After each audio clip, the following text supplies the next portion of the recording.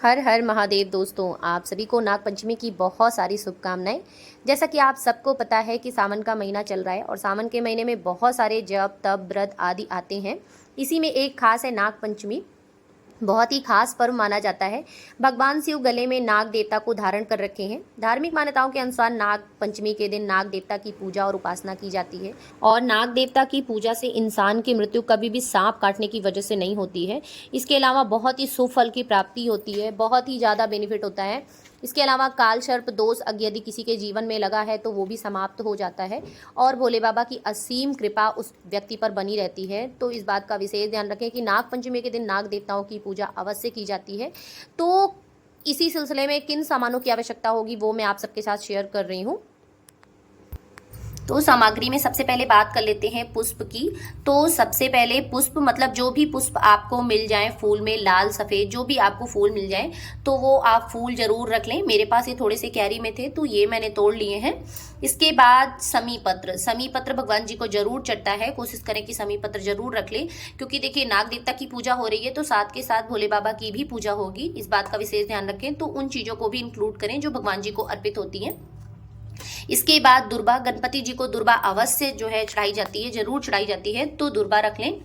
इसके बाद बेल के पत्र, बेल पत्र जरूर रख लें। भगवान जी को बेल पत्र चढ़ते हैं। आँख के पत्ते मुझे थोड़े से मिल गए थे तो आँख के पत्ते, और ये देखिए आँख के फूल भी मिल गए थे। इसके अलावा आपको भांग मिल जाए, धतूरे का फल मिल जाए या धतूरे की पत्ती मिल जाए तो बहुत अच्छी बात है। फिर पान के पत्ते, तो मुझे पान के पत्ते तो अभी नहीं मिले हैं। पान के पत्ते की जगह मैंने ये गुड़हल के पत्ते रखे हैं। बेसिकली जिसपे नाग देवता को प्रसाद चढ़ाया जाएगा या मतलब रखा जाएगा तो वो बाहर रखा जाता है, तो उसके लिए कोई पत्ते चाहिए होते हैं। तो वैसे तो पान के पत्तों पे ही मैं रखती हूँ, बट अभी आज नहीं आ पाए हैं तो पान के पत्तों की जगह मैंने इन पत्तों को रखा है। आप कोई भी पत्ता रख सकते हैं। फिर थोड़े से फल रख लें। मंदिर जा रहे हैं तो मंदिर के लिए, घर पे पूजा कर रहे हैं तो घर के लिए, जहां भी कर रहे हैं उस हिसाब से। इसके बाद जो और विशेष सामग्रियां हैं उसमें से बात कर लेते हैं। चावल, अक्षत के लिए चावल। तो चावल इस बात का विशेष ध्यान रखें कि साबुत होने चाहिए चावल, चावल टूटे फूटे नहीं होने चाहिए। किसी भी पूजा में चावल, टूटे फूटे चावल का प्रयोग नहीं किया जाता है, साबुत चावल का ही प्रयोग रखें। एक पात्र जिससे जल अर्पित करेंगे या भगवान जी को दूध वगैरह अर्पित करना है तो उसके लिए एक अलग जल, या जो है जल अर्पित करना है तो उसके लिए ये पात्र पर्याप्त रहेगा। फिर बाती इस तरह से मैं बनाकर रख लेती हूँ, तो इससे क्या होता है ना, आसानी हो जाती है फटाफट से जलाने में। आप 1 2 4 जितने भी दीपक जलाना चाहे तो बहुत आसानी हो जाती है उसके लिए। तो उसके लिए आप बाती बनाकर इस तरह से रख लें। फिर भगवान जी का अभिषेक करने के लिए यदि आप पंचामृत बना रहे हैं तो बहुत अच्छी बात है। अदरवाइज आप अलग से शहद से या कच्चे दूध से आप अभिषेक कर सकते हैं। तो कच्चा दूध और शहद, चीनी, मतलब आप पंचामृत बनाकर रख लें। तो पंचामृत मैंने इसमें बनाया नहीं है क्योंकि मैं स्नान के लिए कच्चा दूध रखी हूँ, भोग के लिए भी और स्नान के लिए भी कच्चा दूध रखी हूँ। तो इसकी जगह पे आप जो है पंचामृत रख सकते हैं या कच्चा दूध रख सकते हैं। फिर भगवान जी को अर्पित करने के लिए भस्म, भगवान भोले बाबा को भस्म जरूर चढ़ता है तो भस्म जरूर रखें।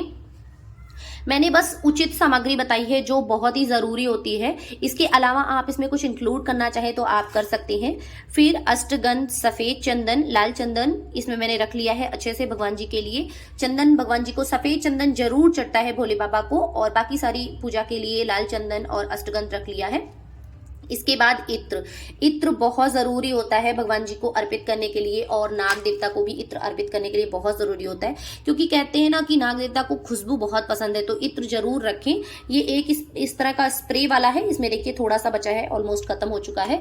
तो ये ना मंदिर वगैरह के लिए मेरे बहुत आसानी होती है। जब मैं मंदिर में पूजा करती हूँ तो फटाफट से हो जाता है, क्योंकि देखिए भीड़ होती है तो बहुत ज्यादा टाइम वहां नहीं दे सकते हैं, क्योंकि और लोगों को भी पूजा करनी रहती है। और ये वाले इत्र मैं बेसिकली घर में यूज करती हूँ। घर में तो मैं दोनों यूज करती हूँ, लेकिन ये वाले घर में ज्यादा यूज करती हूँ, और ये वाले थोड़े से जो है बाहर के लिए मैं प्रेफर करती हूँ कि बाहर जो है इस चीजों को यूज करूं। उसके बाद वस्त्र रूपी कलावा, वस्त्र के रूप में अर्पित करने के लिए कलावा रख लिया है। तो ये पूरा बंडल ही रहता है तो इसमें से तोड़ तोड़ के मैं यूज कर लेती हूँ। इसके बाद जनेऊ, जनेऊ जरूर रखें, और इस बात का विशेष ध्यान रखें कि भोले बाबा को यदि अर्पित कर रहे हैं तो सफेद जनेऊ रखें, और गणेश जी के लिए पीले जनेऊ, जैसा आपकी इच्छा हो आप रख सकते हैं, लेकिन शंकर भगवान के लिए सफेद जनेऊ ही रखें, इस बात का ध्यान रखें। गौरी माता के लिए सिंदूर रख लिया है। याद रहे कि शिवलिंग पर या शिव जी पर सिंदूर ना अर्पित करें। अलग से जो गौरी माता या पार्वती जी का विग्रह होता है या प्रतिमा होती है तो वहीं पर इस चीज को जो है अर्पित करें। फिर एक दीपक बनाकर रख लें भगवान जी की आरती के लिए। जरूर रखें, भूले ना बिल्कुल। और इसके बाद बात कर लेते हैं भोग की। तो भोग में तो सबसे पहले फल हो गया, आप फल रख सकते हैं। इसके अलावा कच्चे चने, हम लोग के यहाँ ना कच्चे चने, अनरसा और ये धान के लावे चढ़ते हैं। तो ये तीनों चीज हम लोग के यहाँ भोग में चढ़ता है। और ये बेसिकली मार्केट में आपको बहुत इजीली मिल जाएगा। ये इसे आप नॉर्मली अनरसा बोलेंगे ना, तो अनरसे से मिल जाता है। हम लोग के यहाँ भोग में यही चढ़ता है, मतलब नाग पंचमी के दिन ये जरूर चढ़ता है। चना, कच्चे चने, मतलब एक दिन पहले हम लोग भिगा कर रख देते हैं। सुबह जो है कच्चे चने और अनरसा और धान का लावा और दूध मिक्स करके नाग देवता को चढ़ता है और शिव जी को भी ये प्रसाद के रूप में अर्पित किया जाता है। इसके अलावा बाकी घर के सदस्य को भी प्रसाद के रूप में दिया जाता है। सो फ्रेंड्स, ये छोटी सी जानकारी आप सभी को कैसी लगी कमेंट करके जरूर बताइएगा। और अगर वीडियो अच्छा लगा हो तो लाइक कमेंट शेयर करना बिल्कुल ना भूलें। और यदि आप मेरे चैनल पर नए हैं तो चैनल को सब्सक्राइब भी कर लें, बेल आइकन भी दबा दें ताकि वीडियोस की नोटिफिकेशन आप सभी को मिलती रहे। आपका दिन शुभ हो। हर हर महादेव। नाग पंचमी की बहुत सारी शुभकामनाएं।